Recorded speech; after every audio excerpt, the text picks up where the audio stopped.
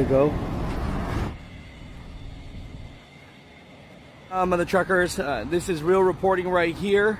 You know, they just reported and said that the Los Angeles port is expecting a drop of 35% drop in cargo from Asia next week.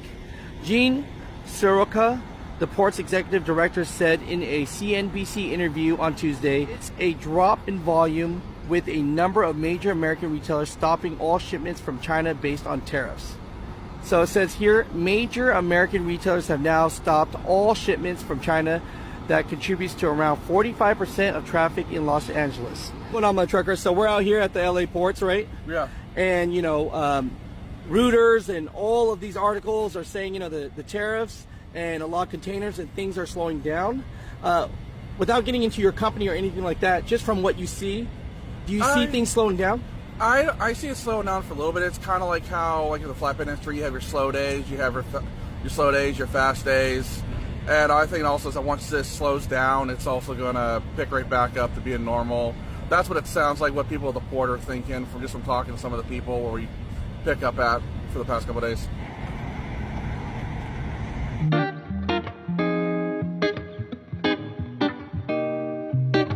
All right, mother truckers, we're out here, but I'm going to be honest. Nobody actually wants to talk to us.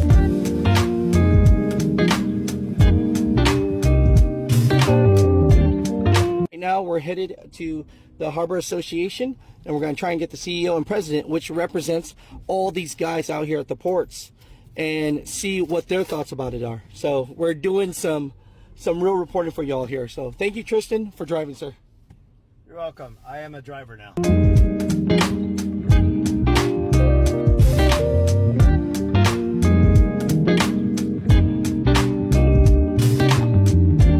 Thank you for being on Mother Trucker News, and I appreciate you. And so please intro yourself, sir. Sure. Robert Loya, TGS, CTA, and HTA president. Been in trucking now for almost 30 years. You know, California is such a big part just of America and the trucking industry. And, you know, the tariff talks coming out, talking about, you know, China's tariffs and big American retailers, they're stopping their containers. Right. You know, what does this mean for the American truck drivers, and especially the truck drivers at the ports in California? It's unfortunate because I get to see it from two angles, right? I get to see it from the port drayage side, which is what our trucking company is, but I also see it from the California trucking side. So you see the other aspects, the last mile, the over the road, the regional carriers, and every company that I've talked to, there's massive layoffs being planned, if not already. Just because of the amount of gates and vessels coming into the ports have dramatically dropped, as you're reading. Next month already, it's been reported that 48 vessels up here Oakland and Long Beach, LA, and Oakland are basically blank sailings, which means that there's not going to be any product coming in. And so as we all have collaborated and talked as a trucking community, it's unfortunate because we have to do what we have to do to maintain costs and make sure that we don't put ourselves out of business. So as a byproduct, drivers don't get to work. It's sad because all we're trying to do is make sure that everybody has a living, right? And make sure that we advocate for them in this tough regulatory environment. So it's unfortunate, but that's where we're headed. And there's a bunch of byproduct that happens because whenever there's vessel sailings blanking. And I'm not sure how much you understand of the port complex, but when COVID hit, when their terminals are shut down, the gates are closed, it's like a checkerboard effect. If you look at all the gates, you have one terminal closed day side, one terminal night side. Steamship lines are not accepting cargo or empties returns. It becomes a big problem. Empty containers are sitting at customers' facilities or our facilities. And once again, stuff's not moving. So drivers can't get paid. But not only that, I mean, we talk about the drivers, but we're also talking about the office staff. And there's a lot of blowback on the office staff because you don't need them if there's nothing coming in. And so there is a lot of layoffs that a lot of the trucking companies that I have been talking to have already implemented or have plans to implement, which is unfortunate, very unfortunate. So when people are reading these articles, sir, yep, there is a lot of truth to this. 100%. Okay. 100%. I mean, you can go up and down right now. If the gates were open, you would see about half the trucking community just going in lines, and it's ghost town. And typically this time of year, it's not.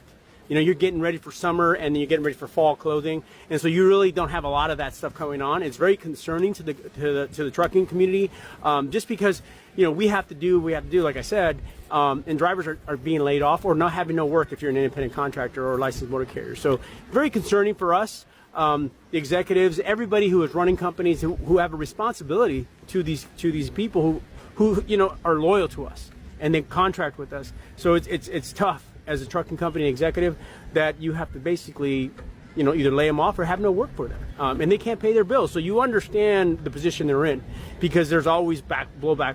You may not never see these drivers again. They may go to a different segment, even leave the state. So it's a tough deal. You know, and the big question for all the American people that be watching this podcast, sir, you know, there's a lot of fear mongering going around about, you know, shelves will be empty, things like that. Is there some truth to that, or do you think that us as Americans will be okay? You know, to be honest with you, it's the type of product that's either manufactured from China or wherever the hardest hit tariffs countries. But there's a lot of product that is actually manufactured in America, right? Or even Mexico or Canada that will fill the shelves. You know, some of the BCOs that we talked to said that, yeah, they have 30 days to 45 days of inventory in their warehouses or DCs, but it's still concerning. People don't understand how fast that will go. Like, it will go quickly. So we're hoping that there be some kind of reprieve or some kind of agreement that is made with, you know, China and some of these other countries that we're actually having these issues with, right? So, yeah, is there a trade imbalance? It depends what side of the table you're on.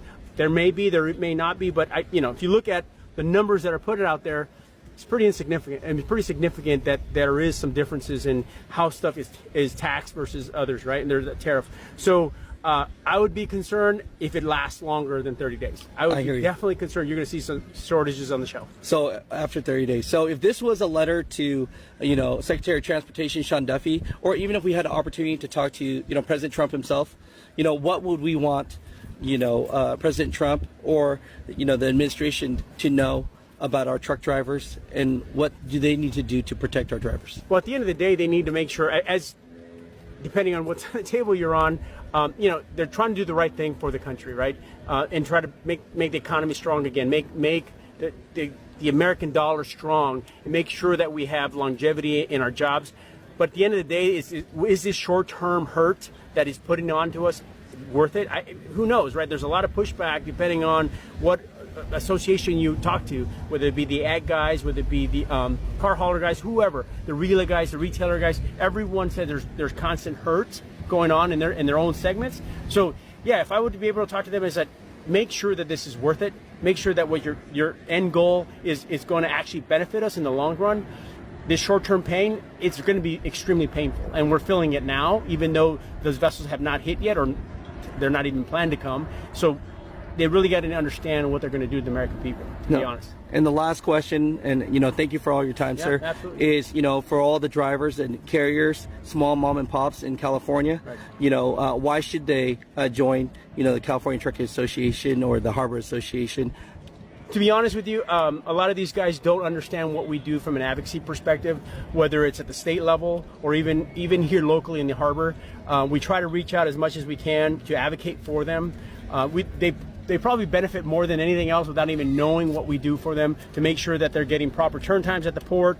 Anything that's going on that's unfair treatment of the trucking community, we fight and advocate for them. You know, we have a seat at the table, and not everyone does, and so we want to make sure that we use our voice to protect all trucking companies, right? Whether it's in the port or whether it's up and down the state. You know, we've had some significant victories up in Sacramento that we're very proud of as the California Trucking Association. So being members of, you're in the know. A lot of truckers that I speak to don't know about what's going on regulatory-wise from a car perspective. You know, they were preparing to get, you know, clean green trucks, but, you know, it's only a reprieve. It doesn't mean that it's going to end. You know, there's still a lot of issues that are going to impact us, and so if you're in the know, you're going to be prepared to run your business and run your, you know, to make sure that you always have a successful company. So that's one of the big reasons, right? You get a lot of information, a lot of insight that you normally wouldn't get, or you get secondhanded, and you're talking in the parking lot, and you have information that's misinformed. So you come get it from us, and you're actually going to get it from the horse's mouth, the people who are actually advocating on your behalf. You know, I'll tell all the mother truckers out there, this man really cares. I talked to him had a small conversation. I would never think that he'd give me this much time, and he says, hey, you know, if you care about truck drivers, then I'll give you some time and I'll talk to you. And I thank you for that. No, You're very absolutely. humble, sir. 100%. You know, I love what I do. To be honest with you, you can talk to any trucking company, whether it's here at the harbor or in the state. I'll do whatever it takes to make sure that we're represented and advocated for. And I take it very seriously, and I'm very humbled that people find the trust in me to do that, right? I mean, I think my experience, I said this to everybody all the time. I don't know everything. I just share my experiences. And from my experiences, you can do whatever you want to do with that information. Hopefully you learn from it, and then you do your thing, what you think is best for you and your company. But guarantee you some of my experiences you're going to experience, and you've already experienced. So some of the things that we do to counter that is very important, and you'll get it from me. Well, thank you. Yeah, I think absolutely. they got the right guy, so Well, I don't know I about appreciate that. you.